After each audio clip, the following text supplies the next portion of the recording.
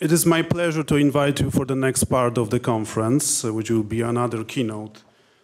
Thank you, Mateusz. Another keynote lecture delivered by Professor Hrytsak.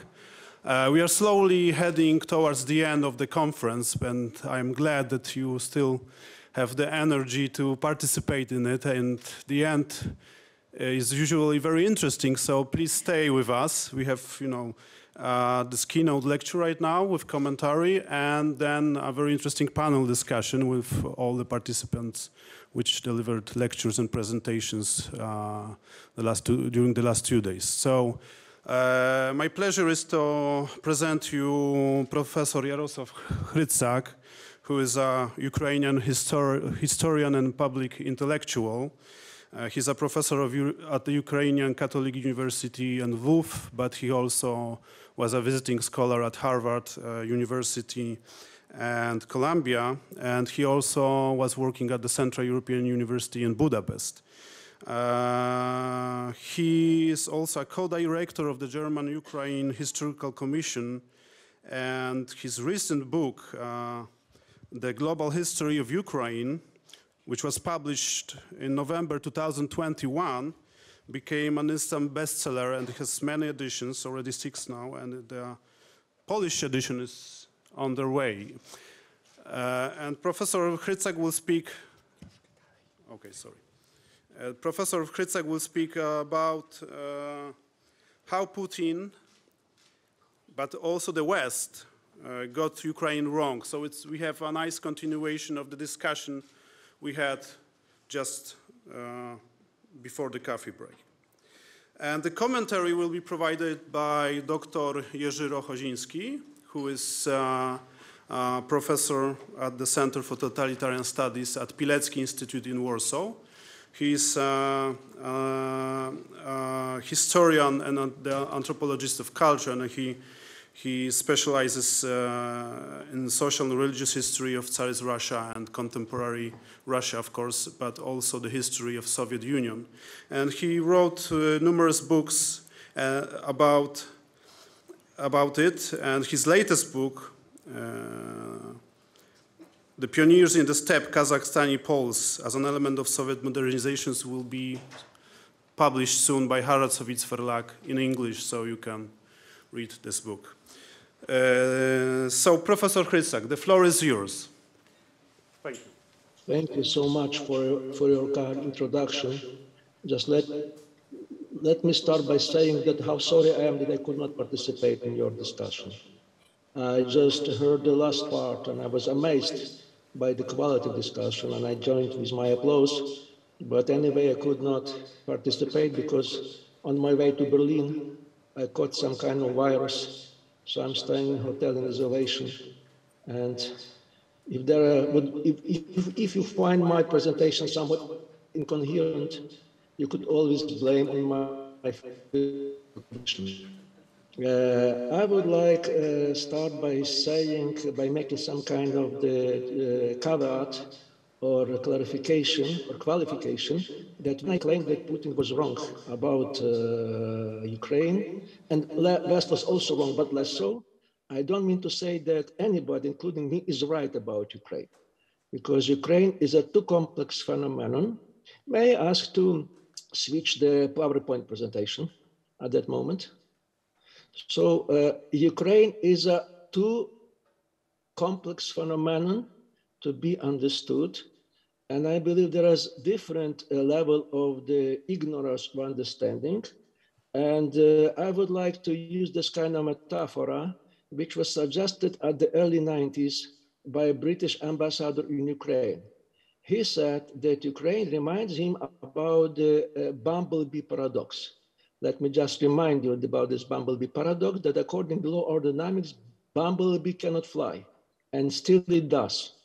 So what British ambassador said, that according to all the expectations, Ukraine should not exist as a state, more so as an efficient state, and still it does. And this is the main paradox, which I believe provides a challenge to be explained and understood. And I would say that Ukraine is still a challenge, and will be challenged. It will take a many conferences book to understand it. But my claim is that in this kind of the ignorance, Putin is on the top. May I ask for a next slide? Because what he says doesn't make any sense. His claim has been fact-checked. There has been a lot check fact. And if I may so, that argue with Putin doesn't make any sense. It's like playing with a pigeon, playing chess with pigeons, because the pigeon will overturn your figures, then will crop on your chessboard, and they'll return to his tribe to claim his victory.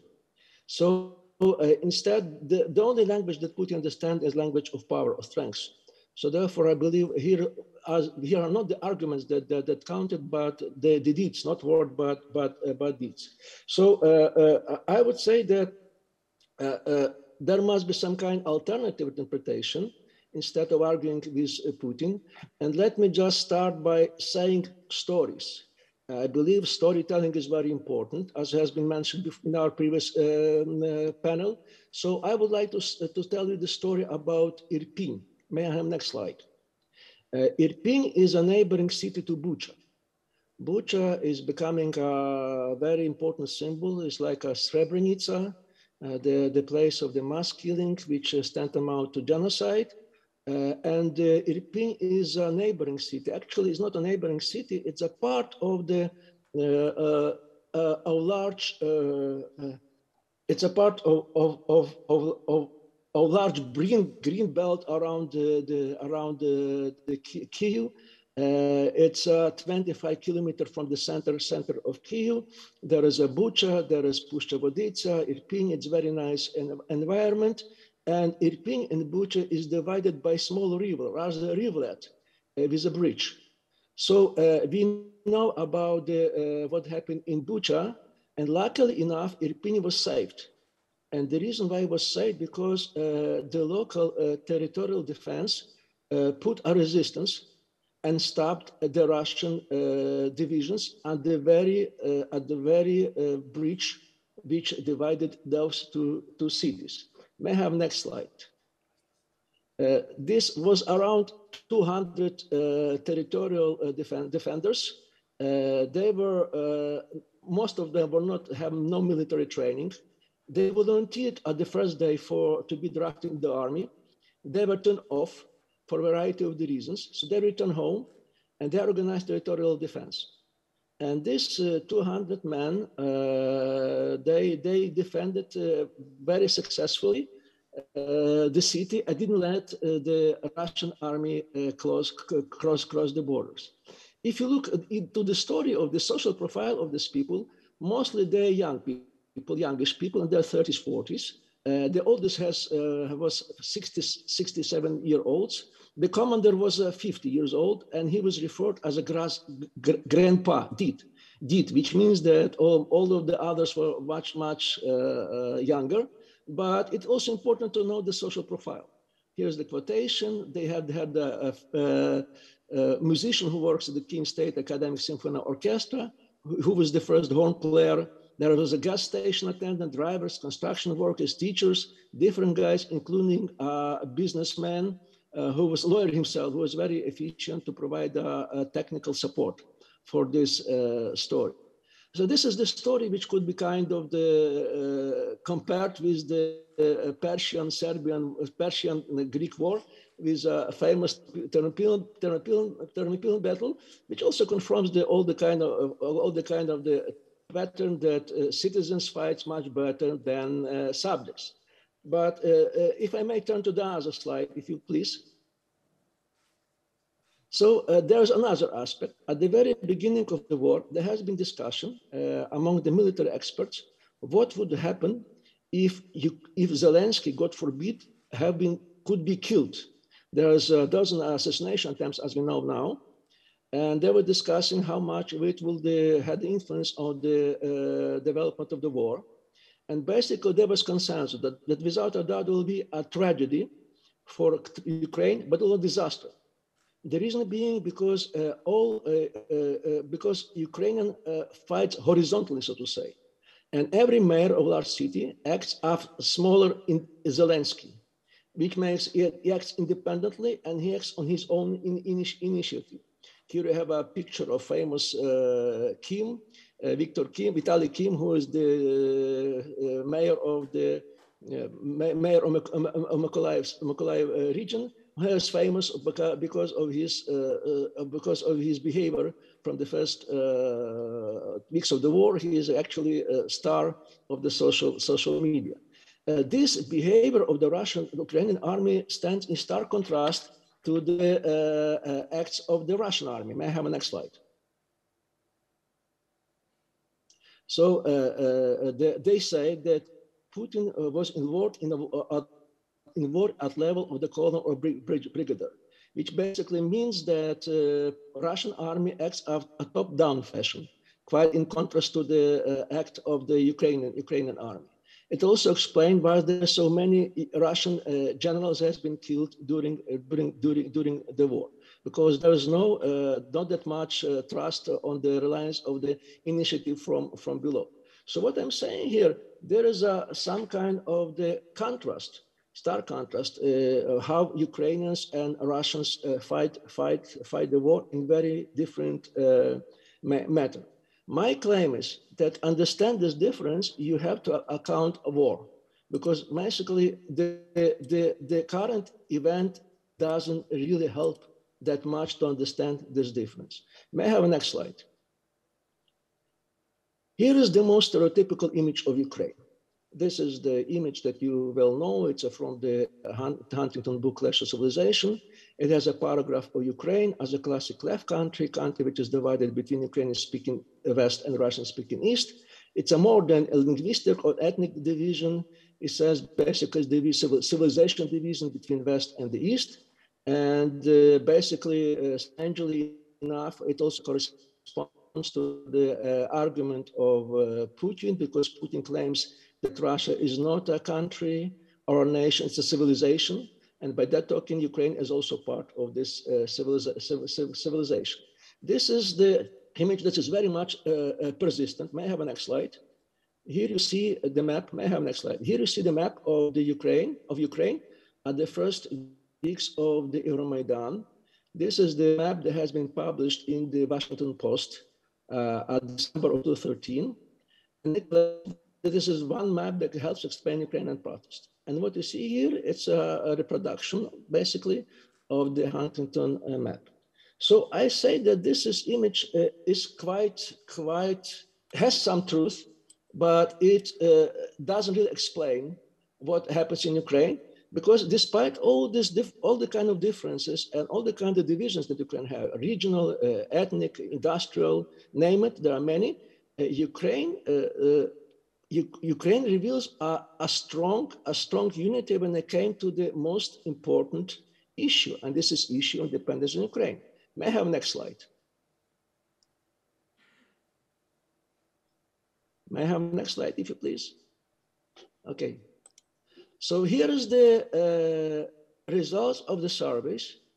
There has been continuously surveyed from the beginning of 1991, and they repeated the question that was put in the referendum of the 1st December 1991, whether you support the idea of independence of Ukraine. So, well, what you can see from this survey, what these results, graphics, that regardless of when this referendum would be repeated, doesn't matter what date or month or years, the result will be the same. Majority of Ukraine stands for independence of the country. There's definitely ups and downs.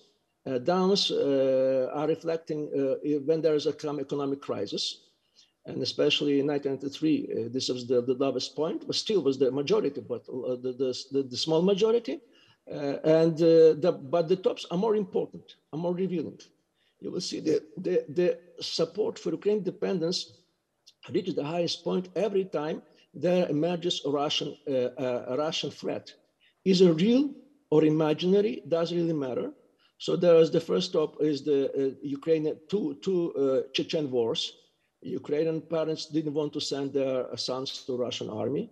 Then there was a conflict among the Tuzla, 1913. You see the other peak. The next peak was the Georgian-Russian war, because Ukraine will feel very much threatened. and rightly so. And the highest peak is the annexation of Crimea. The annexation of Crimea put the level of support of Ukraine to the same level as it was in 1991. So, as you know, the famously Ernest Renan put it that nation is everyday referendum. Judging by this definition, Ukraine is a nation, has been a nation, and there is no really kind of the turning point. These are not 14 or 223. I always abhor this kind of the statement that it was war that created a nation. There was no nation before the 1914, or there was no nation before 2024, and this was Putin created a nation. This argument was made recently by Ivan Krastev, the famous Bulgarian expert. This claim makes no sense, because basically what I'm saying, Ukraine existed before. It was just the war that transformed it to another extent. May I have next slide? So what has been transformed in Ukrainian nation, Ukrainian identity, is changing the character of this Ukrainian identity. In a sense that Ukrainian identity is now more and more civic and less ethnic. Here is the image of Zelensky milieu. It has two Ukrainians, two ethnic Jews, and one Georgian. And Kim, the mayor of Mykolaiv that referred to, is a Korean by his origin, which clearly says that there is something differently in understanding Ukrainian nation that we tend to see, say, in the 20th or 19th century. I would say that this is something that characterizes the major change in Ukrainian identity, also in Ukrainian transformation.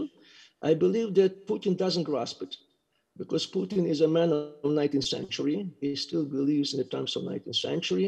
And this 19th century understanding is very much rooted in the German concept of the nation. This is the concept that was probably the best reflected or articulated by Ernst Moritz Arndt, the rather famous German poet of the 19th century. We know how much important poets was in the elaborating idea of the nation. And Ernst Moritz Arndt was trying to answer, was ist the Deutschen Vaterland? And his answer was, soweit die Deutsche Zunge klingt, as far as the German's accent ring. So basically there was the idea that nations are tantamount to language. And once a significant part of Ukrainians speak Russian, they must be Russians. And things got, due to Putin ignorance, Putin ignorance is our power, because he was maybe good in his tactics, but he's desperate, he's hopeless as a strategist, because he doesn't understand the real changes, the big picture. So my focus is, and my claim is that, next claim is that we tend to focus too much on nation and national identity. Without a doubt, national identity is very important. And this change of identity helps us to understand a lot of what's going on in Ukraine. But it doesn't help us understand everything, or the most important part. And my point would be different. I would say that instead of talking about nation or class or whatever, any social phenomenon, I would say that one of the major key to understanding of Ukrainian situation is change of generation. Generational aspect is extremely important for understanding what is going on in Ukraine. May I have next slide? This is obvious if you see, compare milieu of Putin and Zelensky. Putin and his milieu is approximately 70 years plus minus 70. Zelensky milieu is approximately 40 years plus minus 5 years. So this is like a difference between father and sons, or grandfather and fathers. This is a real generational gap between the Russian politics and Ukrainian politics. And this, I believe, one of the crucial factors that help us to understand why Ukraine and Russia behaves that differently. May I have a next slide?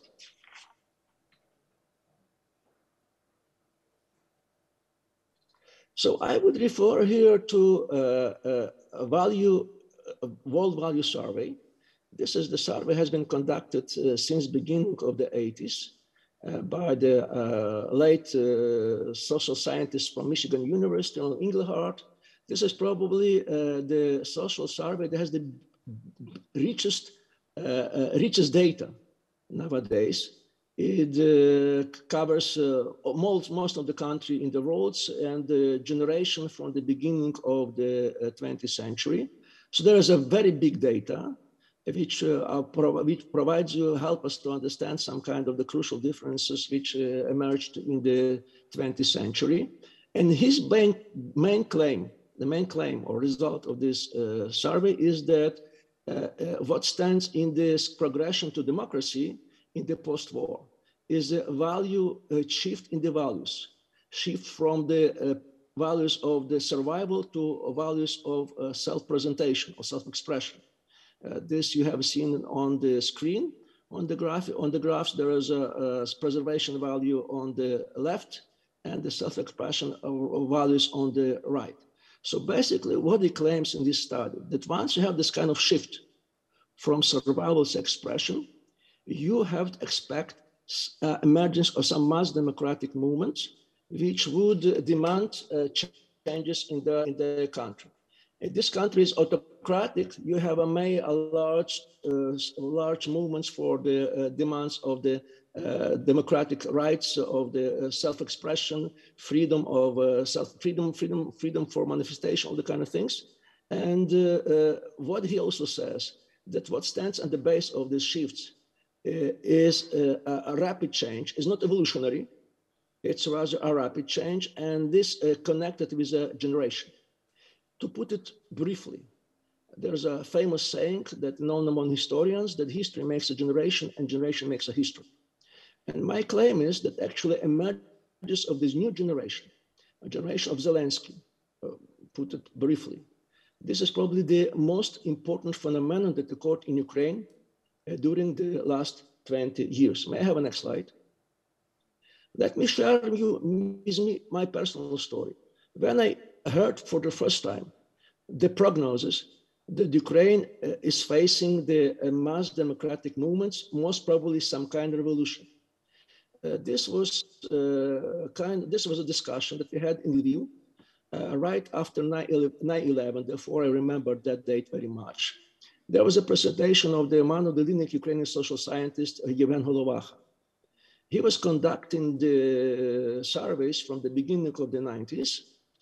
And he says in his presentation that Ukraine is heading to revolution. And he based his prognosis on the simple fact that there has been a shift in the values since the beginning of the 90s that keep asking people in Ukraine how your situation has been changed since this comparison with the previous year. Would get it to the better or to the worse. And the standard answer will be getting worse and worse and worse.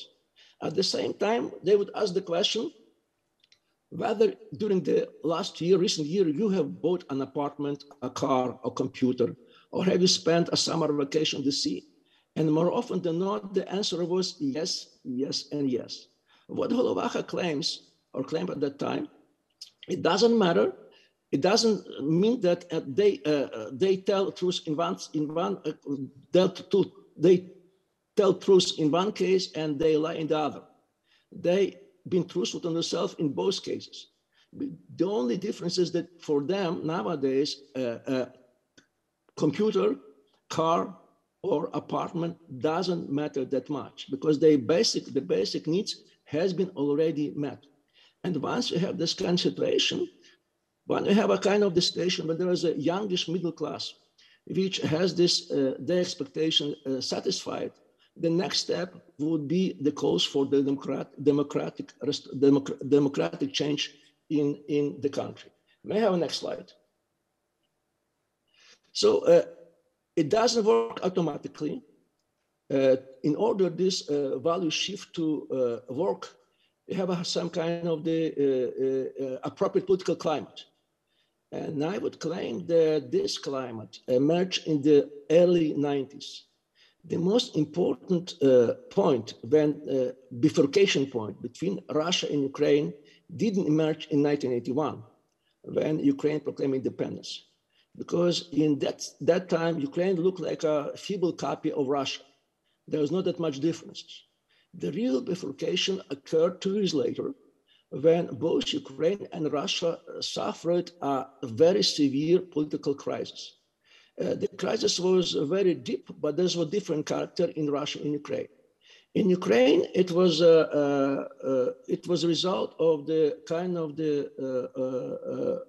rivalry between Russian-speaking East and Ukrainian-speaking West. And this was a result of also economic crisis. And at some point in 1983, as a result of the crisis, Ukrainian parliament declared the presidential elections a year before them has happened. And the situation was very much dangerous because the very deep cliff in the country. There are 2 candidates, the former president Leonid Kravchuk, who was very strongly supported by the by Ukrainian-speaking West, and Leonid Kuchma, who was from the Dnipro, and who was supported by Russian-speaking East. And Kuchma promised to bring Ukraine closer to Russia. And the station was very much dangerous. There was an issue of Economist that was published at that time, and is very much telling title, "A Birth and Death of a Young Country." They meant Ukraine. Let me just remind you, but in 1993, CIA came with a prognosis that Ukraine is heading to a war, similar to the Croat-Serb scenario. And this war would look, I'm going here verbatim, this war would look like, in comparison with this war, Ukrainian war, Yugoslav war would look like an innocent picnic. Nothing happens, fortunately. What happened during these elections, that Kravchuk has lost the elections, and he passed his power peacefully to Kuchma, and thus they turned the new mechanism in Ukraine of regular change of ruling elites. Since then, since 1993, we have a change of the presidential power, early 1 or 2 terms. That never happened in Russia, because Russia crisis was resolved differently. It was also different crisis. It was crisis between Russian President Yeltsin and the Russian parliament. And at some point, Yeltsin sent tanks to suppress the uprising or to revolt of the Russian parliament. And it triggered different processes, and the power of the president became practically unlimited in Russia. There has been a statement made by my former colleague, unfortunately already late colleague, Moscow-based Russian historian Dmitry Furman, that what stands before these differences, there are kind of the more deep differences, which also define to a large extent the future end of Russia and Ukraine. And he says, and I quote in here, that Ukraine passed exam to democracy, whereas Russia failed. It was not clear when we would get a chance to retake it. And what Ukraine achieved, despite great economic hardships, it makes her achievement so much greater because she took her exam on the empty stomach. So this, I believe, is one of the crucial factors why there has been change emerge for a younger generation to come to power in Ukraine by the beginning of the by the end of the 90s, beginning of the 20s. There was another factor. This is economic factor. May I have a next slide? What we know about behavior of this young middle class, that they behave quite differently than before any other social middle class. And we go best a kind of comparison here with the Paris Revolution in 1968, the students' revolution. in a sense that this revolution occurred when the economic station was getting better and better. This was the happy 60s. And the most revolutionary class was not workers, but actually students, which emerged from the new middle social class. So to put the long story short, this middle class rebels, but the station is getting better, not like it was before, but the station is getting worse. Here we see the graphics of the GDP in Ukraine per capita. And you will see that since the Kuchma coming to power, there has been some kind of reforms, which works good for economics. And since then, we have a kind of the improvement of economic station until 2008, the economic crisis. And what we see in this, from these graphs, that both the first and the second Maidan occurred, but the situation is getting much, much better. It also tells something about the behavior of this class. This another dimension here also, which also corresponds to what has been said before. And this is that this new social class is very much a result of the transfer to the service economy. Soviet Ukraine has been very much industrialized under Soviet rule, Soviet industrialization. It was heavy industrialized region in the east, Russian-speaking, Dnipro, Donetsk, the core of Ukrainian industry. But what occurred in 10s and 20s, that for the first time, the major part of Ukrainian GDP has been provided not by the industrial economy, but a service economy. Here we have a map of Ukraine. It's a map of lighting, street lighting during the night, taken from the cosmos, and this is probably one of the best indicator of economic activity. And what you see from this map, you see this kind of the slowly but sure shift of the economic activity from the east toward the east, toward the west, to the center and the west. There has been a strong tendency of migration of social and financial capital during the last 20 years from the former industrial west to the former agrarian and central and east, which now becomes the center of the service economy. So what I'm saying here, this kind of correlation of those two factors, the political changes in Ukraine, this kind of new mechanism when you have a constant shift in power, together with the kind of the shift in economy, produced a new circumstances, which is very much responsible for this different behavior on Ukraine. May I have a next slide, please? So here it's represented in another map. This is the map of support Euromaidan in social networks. This map has been taken in the very crucial time of Euromaidan, at the end of February, beginning of March. Right after the mass shooting on the Maidan and before the Russian invasion. Support of Euromaidan is marked by the red dots and the less or more intense red dots, and support anti-Maidan is marked by the blue dots. What you see here, that with the exception of Crimea and Donbass, the whole of Ukraine, as represented social networks, was supporting Euromaidan.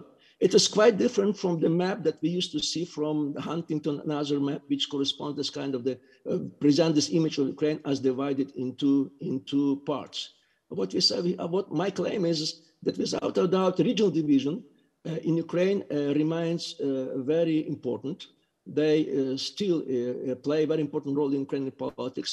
But my claim is that their importance somehow being fading away, because it has been replaced by the another differences, and there's different generation differences, and also differences which are difference between large cities and the rest of Ukraine, which is differences very much familiar from all other cities, being United States, Poland, Hungary, or Ukraine for this topic. So may I have next slide? So now let me just return to Putin. These changes has not been noticed or observed by any Russian intellectuals or politicians. They used to think about Ukraine as they thought about Ukraine in 1981. We tend to regard Putin as a former KGB officer, which is perfectly right. But we quite often tend to forget that Putin emerged from the Yeltsin milieu, from milieu of the Russian liberal opposition. And by the end of the Soviet Union, but there was a clear that the Soviet Union is about to collapse, this milieu had a kind of discussion, what to do with Ukraine. It was been reported by the Alexander Tsipko, the former advisor of Gorbachev, who was present at this discussion. So basically, there has been a long discussion, and it ended with a kind of solution that they would let Ukraine go, but on the one condition, because they believed that Ukraine is not a sustainable nation, that sooner or later Ukrainian state would collapse, and it would return to Russia on its knees, begging to be accepted to Russia to make a new union, and then Russian elite could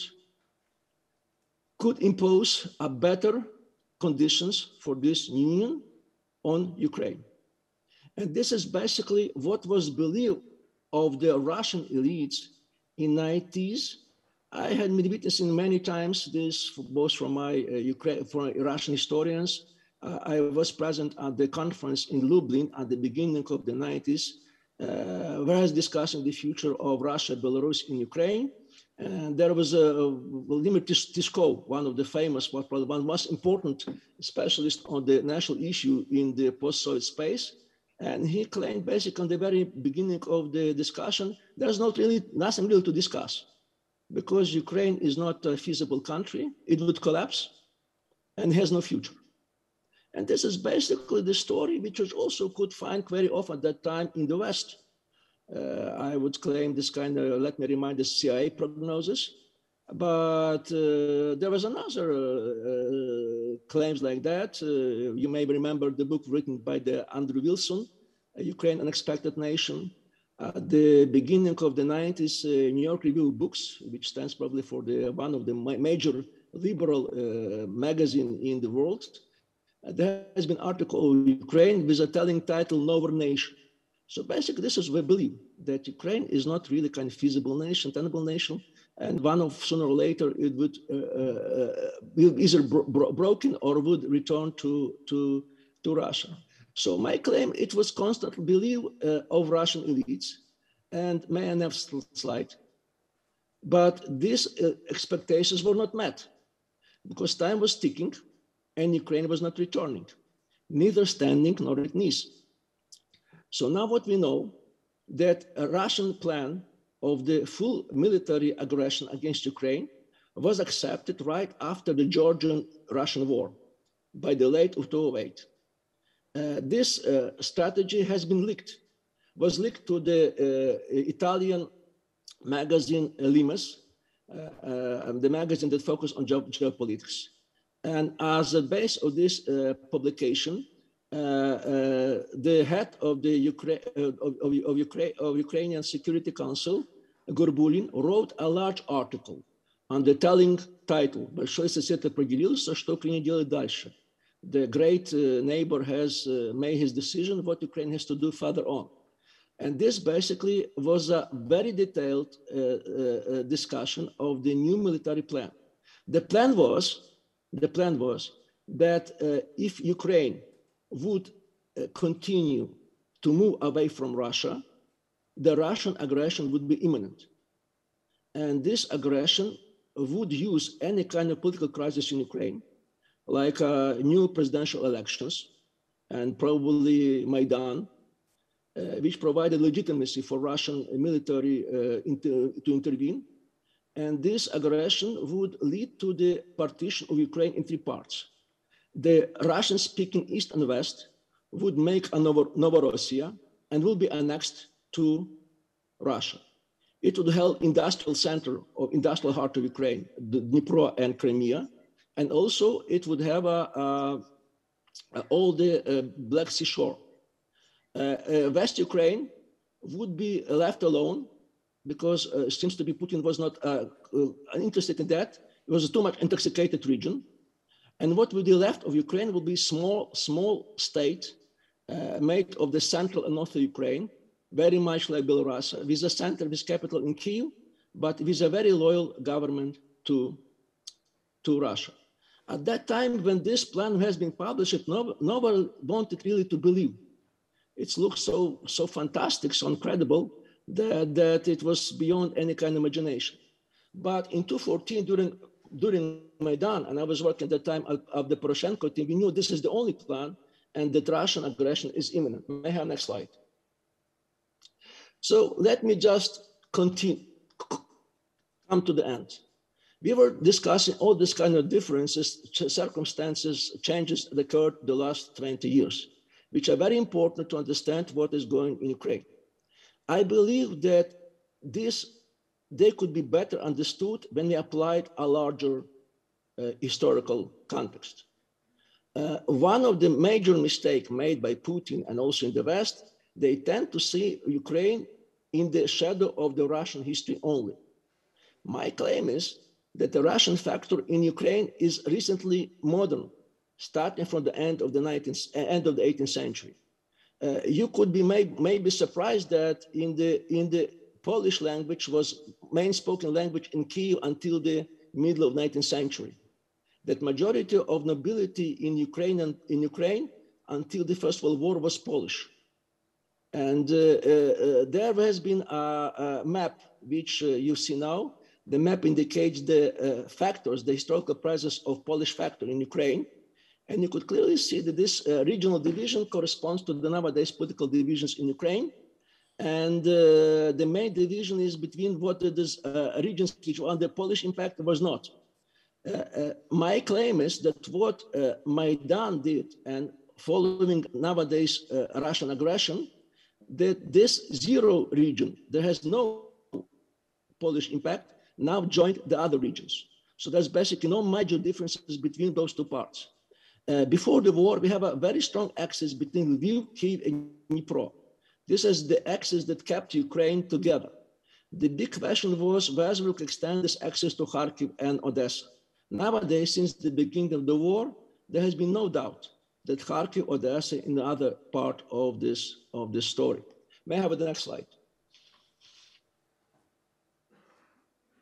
So this is basically very much historical explanation about different political patterns that has been developed historically in Ukraine, Poland, and Russia. What they have in Moscow Duchy or later Moscow Russian Empire is a power of monarch that was unlimited, and noble had no rights. Practically, it was a limited power, central power. Polish-Lithuanian Commonwealth was a kind of the very much interesting case in the whole Europe, because power of monarch was very much limited. He ruled but not governed, and nobles held all the rights. And there's the Ukrainian Kazakh states, which emerged between Poland and Russia, which rebelled against Poland and joined Russia. But even so, they were rebelled against Poland. They emulated the political regime of Polish-Lithuanian Commonwealth. In a sense, the power of the head of Ukrainian state was very much limited, and Kazakh nobility has all rights. May I have next slide? So here I'm referring to my main point. And my main point is a reiterance of the basic thesis made by Ukrainian liberal historiography, represented by Mikhailo Drahomanov, the famous Ukrainian thinker of the 19th century, then Vyacheslav Lipinski in 20th century, and probably the most important Ukrainian historian, Ivan Lysak-Rudnitsky. And the basic point is the biggest difference in Ukraine and Russia is not in religion or in language or in ethnic differences. More or less, they're relatively close, very much like Poland. The biggest difference is the political traditions, in relations between the state and society, in method organization of the elite. So basically, to put it briefly or bluntly, these differences works very much in a sense that you could not have Putin in Ukraine and Euromaidan in Russia. May I have a next slide? This is the final slide. So what I'm saying here, that history is very important to understand these differences and the way how Ukraine behaves and acts during this war.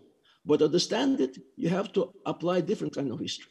History that is, as Joe Gouldy and David Armitage, Joe Gouldy is the Dean of the History at the Harvard University. This must be a history that has to return to deep history, to the so-called long-run history that serves as a guide to action to present using the resources of the past to imagine alternative possibilities in the future. Thank you so much.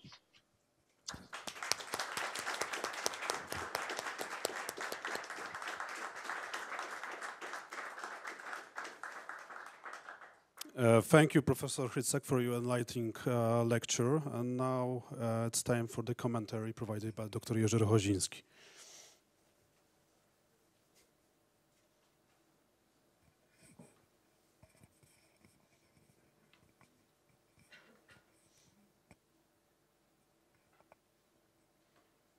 Ladies and gentlemen, distinguished guests, dear colleagues, thank you very much for the opportunity to participate in the conference. Thank you, Christian, for your nice introduction. Professor Hrytsak so brilliantly described complexity of the phenomenon called Ukraine. It's a great pleasure and honor for me to make some commentaries to such outstanding scholar as Professor Hrytsak. I would like to add some commentaries on Russian oversimplification of the phenomenon called Ukraine. What is the nature of this oversimplification? What are the sources of this oversimplification? Victoria said during previous panel, ethnicity doesn't matter. Yeah, of course, it's true, but for Putin and his colleagues, ethnicity matters.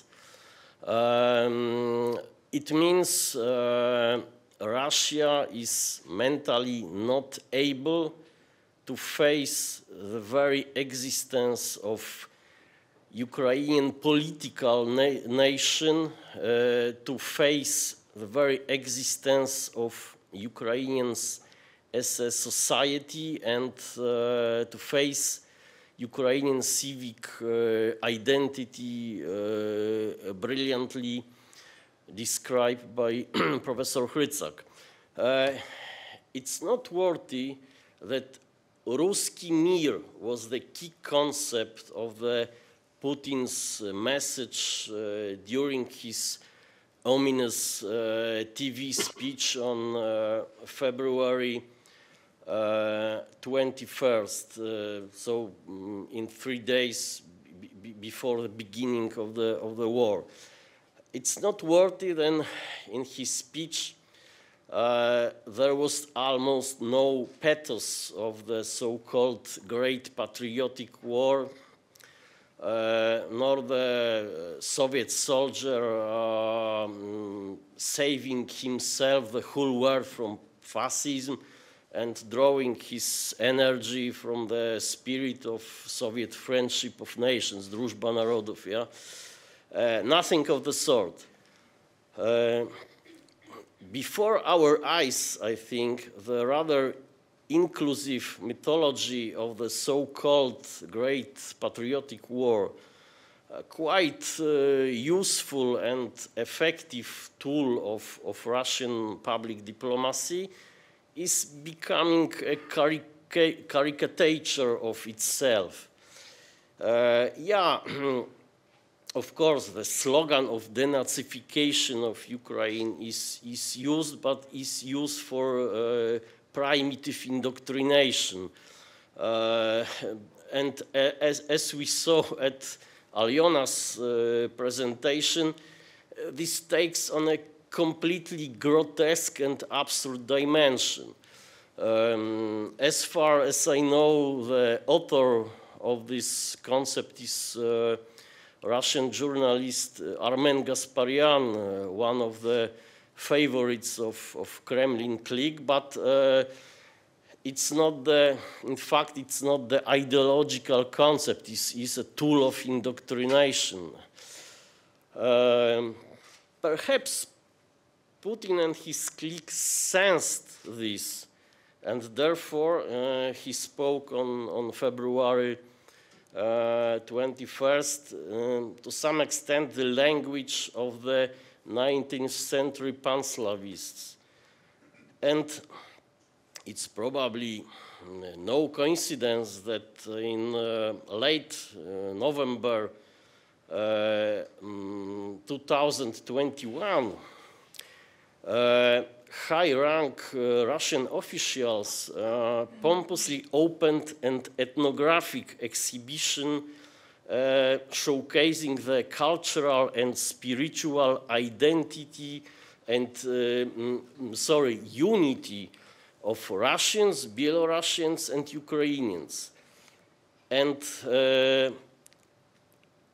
that's when the red light came on for me. Oh, something bad is about to happen, I thought. Just then, and not hearing about how the Russian army is gathering troops near the border with Ukraine. Ethnographic exhibition. On February 21st, Putin spoke to some extent in the language of the main theoretician of Pan-Slavism, Nikolai Danilevsky, who extolled the originality and authenticity in Russian samobytność of the culture of triple Russian people, Троединый русский народ, divided into three branches: Great Russians, Великоруссы, Малороссы, it means Ukrainians, and Bielorusсы. This was, of course, also the nomenclature and terminology of the Tsarist statistical descriptions of the Russian Empire population. And it was, of course, also the categorization during the population census of 1897.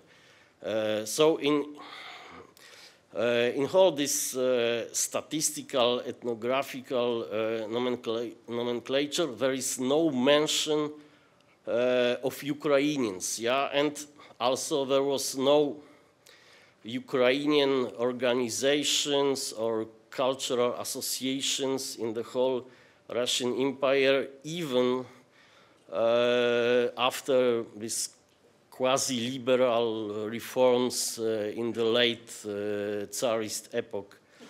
There was, of course, one exclusion, and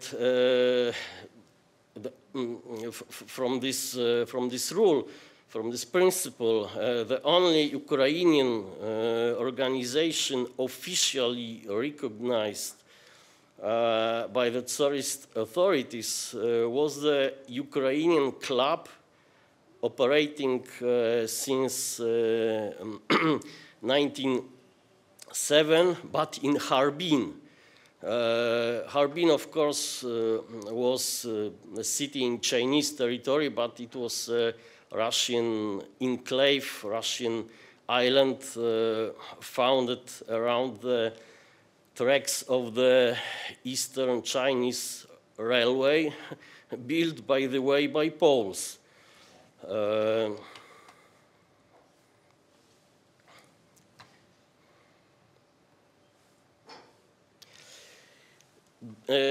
Danilewski also scoffed at the notion that Russia is a state of colonial size, continually making conquest and expanding its borders. For, as he wrote,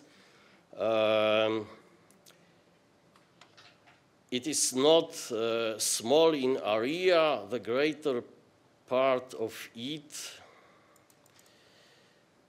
was occupied by trojedyny Ruski narod, not by means of state-organized conquest, but, note, by peaceful settlement. If one looks at the issue honestly and conscientiously, then in truth none of Russian possessions can be called conquest in this evil, anti-national, and therefore hateful to humanity sense. For Danilewski, an independent, politically homogeneous and indivisible state should be formed only by Ruski narod, divided into three branches, mentioned earlier by me, using different dialects, not own languages, but only dialects. In my opinion, Putin has made some kind of ethnographic turn in politics. And this turn is very archaic in its nature. But we have to keep in mind that in Tsarist Russia, as well as later in the Soviet Union, ethnography was not only a powerful tool of propaganda. The ethnography created an alternative reality that the authorities sometimes began to believe in themselves. When you study Soviet ethnographic journals, one searches in vain for information about any interethnic conflicts, tensions, mutual animosities. We would sooner find this information in KGB reports, which, for example, reported voices of opposition to Soviet intervention in Czechoslovakia in 1968, voices coming from Ukraine. In general, Soviet ethnography as a science of ethnos operated with very outdated schemes of evolutionism. Evolutionism was condemned by Western world as a colonial ideology. And ethnography was also a branch of historical science on the evolution of societies. And the consequence of it was that it made interethnic relations in the Soviet Union a taboo topic. It was only possible to talk about them in the ritualized language of propaganda, to study the ethnogenesis, ethnogenes of nations. Of course, ethnogenesis was a child of Soviet nationality policy to develop. It was also, Soviet ethnography also tend to develop ethnos theory, or often tended to contemplate the dialectics of assimilation, slijanie, zbliżenie, or admire the national flourishing, расцветание of one group of another. But it's noteworthy that For example, deported peoples were completely invisible in Soviet ethnography. For example, you cannot find no single paper in Sovietskaya Ethnografia, it's the main ethnographic journal in Soviet Union, on Poles in Kazakhstan. No single paper.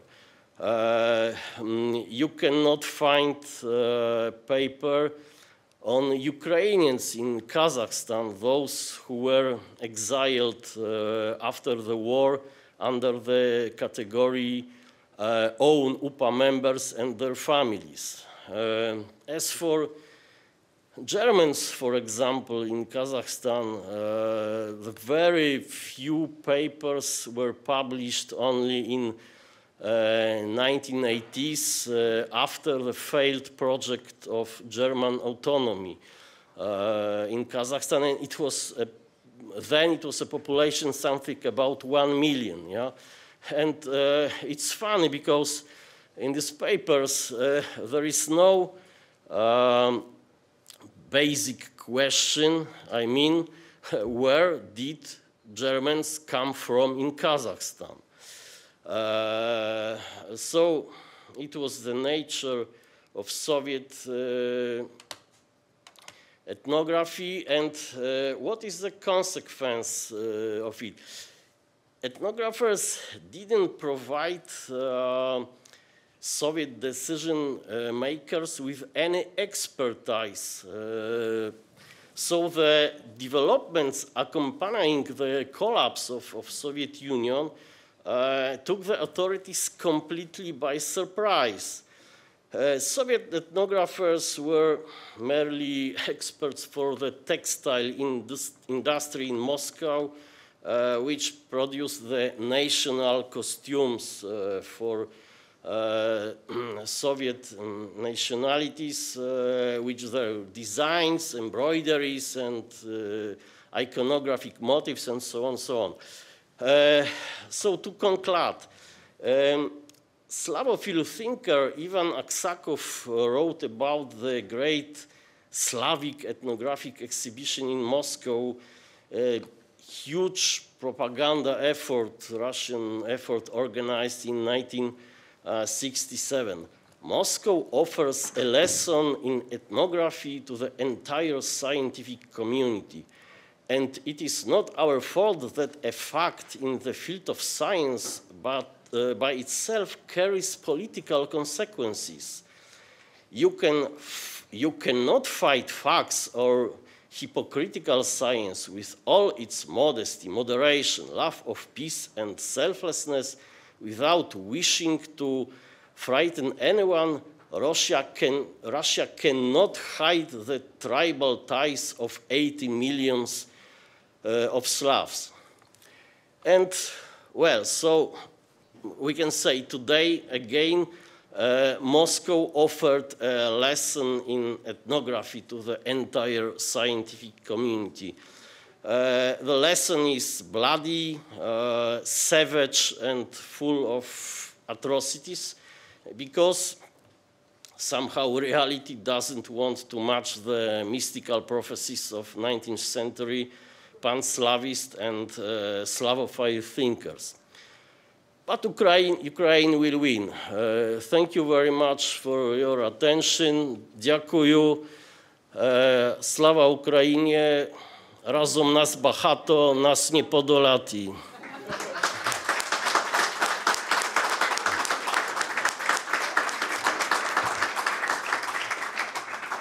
Thank you, Jerzy, for this very good conclusion.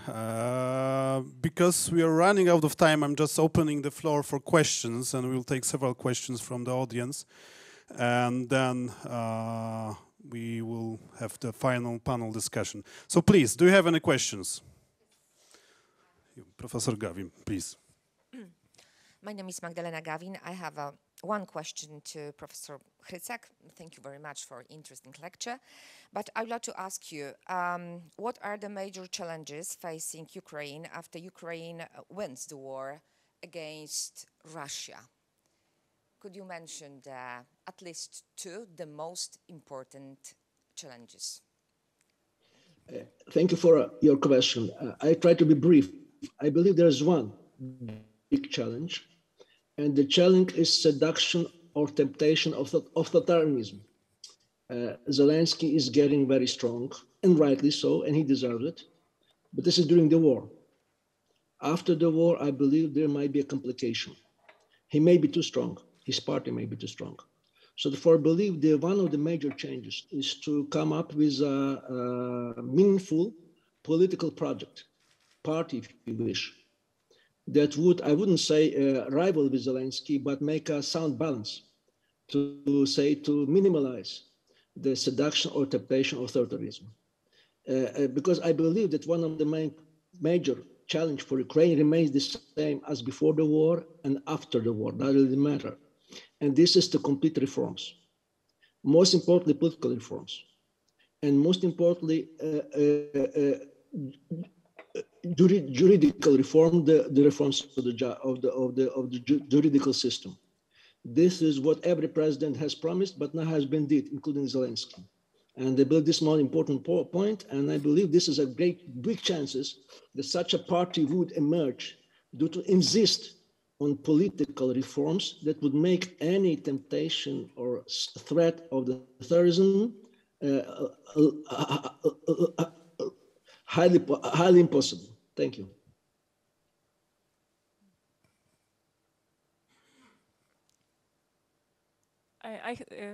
Hello, thank you so much for your wonderful presentation. I actually brought a book, wanted to sign it, but unfortunately it doesn't. So I have a question. So basically, when you presented the slide on values and argued that when certain kind of survival needs are satisfied, then there is a need for democracy. How do you explain anti-democratic backlash, which is happening all over the world, but also in Western societies from this perspective? And also your war is about kind of anti-democratic backlash in Ukraine or authoritarian trends after the war. So what is the relationship here? Thank you. Thank you so much. Not mine. My answer relies on the written book on the backlash. Also, backlash because his main argument, because of the recent development, because increasing of the differences or gap in social income, the middle class feel themselves more and more threatened, and therefore it tends or to find a simple and populist, so to say. So basically, he explained it by this, and he explained it. He showed us what happened in the United States, how Trump became possible, using his data on social values. So basically, to put the long story short, it's an dramatic increase of the social gap in social incomes between the lowest and the highest strata, which makes which makes a dangerous situation that middle class made to become thinner and thinner and feel threatened. Yeah, please. Dear Professor. Please introduce yourself again, okay? Dear Professor Hrytsak, my name is Oksana Sinatrova. I'm from Kharkiv, Ukraine. And my question is about so-called good Russians, or as we just previously discussed, that Europe think that Eastern European part is infantilized. And do you consider Russians still infantilized? And could we say this because even those who fled from Russia to European countries, they don't go to protests. Of course, we Ukrainians, we grew from our protests, from first Maidan, second Maidan. They had no such experience.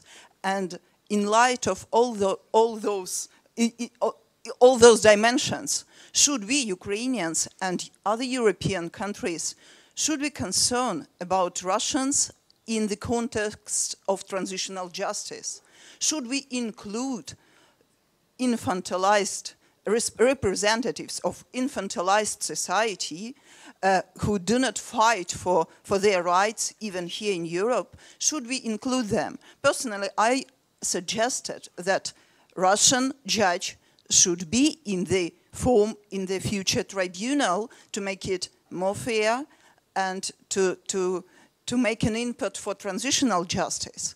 But I'm not sure that I will be supported, and this idea will be supported, to include like the representative from Russian civil society in this court as a judge. What is your opinion? How should we develop, and should we develop, the transitional justice with Russia? Thank you. Okay. Thank you so much. Your question is not one, there are several questions, this question.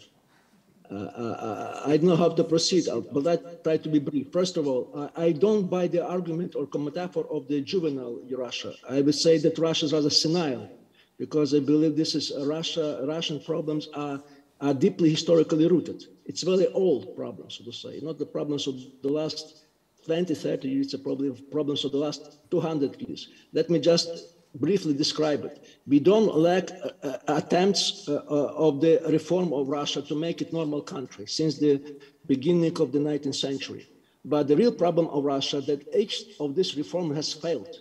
And as a result, we have after every such an attempt, we have a long period of reaction marked by the mass repression against their own citizens and the aggression to the neighbors. So this is basically the problems, because basically Putin emerged after Yeltsin, like Bolsheviks emerged after the attempts to create a liberal democracy in 1917. This is the pattern.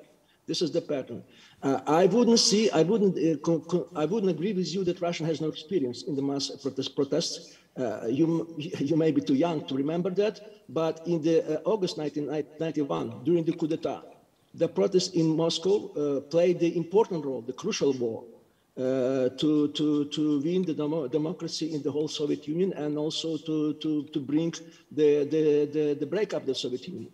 Without this mass demonstration, nothing would let happen. We'd have probably another Andropov or Brezhnev period. The same goes from the demonstrations against the Russian frauds during Russian elections in 2012. You must remember Bolotnaya Street. The problem is that these efforts are not sufficient to bring any changes into Russia.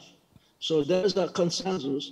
Since the Russia problems are so deeply rooted in history, Russia could not deal with them, and therefore Russia has to be, if I may say so, desovereignized. To say some of these important fragments of their elements of their sovereignty has to be, so say, cancelled for a while. Actually, this is not a proposal made by the Russian opposition leader Inozemtsev a few months ago. So what I'm saying here, let me just conclude this. I believe that the main difference between Ukraine and Russia is historically rooted, which was I tried to present, and about the justice. Now we come with a document. This document was done by the civil society, public experts, all the kind of things, what to do with Russia, what victory would mean. We would present this document in this conference of security in Munich on February 17. And it has this point. It has the point on the justice in Russia, because we believe that Russia could not heal itself. This must be outside pressure on Russia to proceed with this kind of reforms, including justice. And our point that in this kind of pressure, Ukrainian voice, Ukrainian presentation must be heard, because we deserve it. We deserve because our sufferings, because our heroic resistance, and also because I believe Ukrainians, very much like Poles, nowadays are the best experts in the Russian question. Thank you for the answer. Because we are running out of time, we will take the last question for Professor Kramer. I actually, because I think there was a question here, I'll defer and I'll wait until the next. Your discussion. Okay, it's nice of you. Thank you, Professor. Thank you, Yaroslav. So I wanted to ask you about according to you, what are the crucial visuals or crucial moments of the newest Ukrainian history which would be most important for the Ukrainian identity, for the identity of this civic nation, of this political nation? So now everything is covered by the war. But what about Euromaidan? What about the other moments you perceive, personally speaking, as the most crucial? Thank you for this question. It's very hard for me to answer that. There are several moments. 93, 94, which means this is new mechanism of the change of the power occurred in Ukraine, which is extremely important, which has been neglected quite often. Then definitely two Maidans, and then war. I believe it all depends. It all depends on the post-war developments, whether Ukraine will succeed or, for a society, fail with these reforms, which could change its trajectory and to bring Ukraine in the new cluster of the countries, so to say. Not post-Soviet countries, but the countries like Poland, Lithuania, or Czech. I presume that in this sense, war is a big changer, game changer. And therefore, I presume that most probably this would be the war. The war and what would follow after the war would be the bigger event to remember. Thank you. So we are going to close the discussion. I just wanted to comment and thank Professor Hrytsak and Dr. Rohoziński for the enlightening speeches, and we could witness, I mean, we are just experiencing a great shift in the perspective of Russia and Ukraine. Ukraine from image of Ukraine from a divided, weak country, as Professor Hrytsak told us, to a strong European nation which is fighting right now its military like a NATO state member, defending European values, defending European peace. And Russia, with its image, which is still, as we had in the former discussion, still having this image of a strong country with strong leadership, strong army, and it's not the truth, it's just the opposite. And Russia is becoming the failed state right now. And I hope that in the next discussion, we will have the opportunity to dwell more into this, this area. So thank you so much. I invite you for a coffee break, and we will meet in 10 minutes for the final discussion. Thank you so much. Thank you, Professor Hrytsak. Thank you, Jerzy.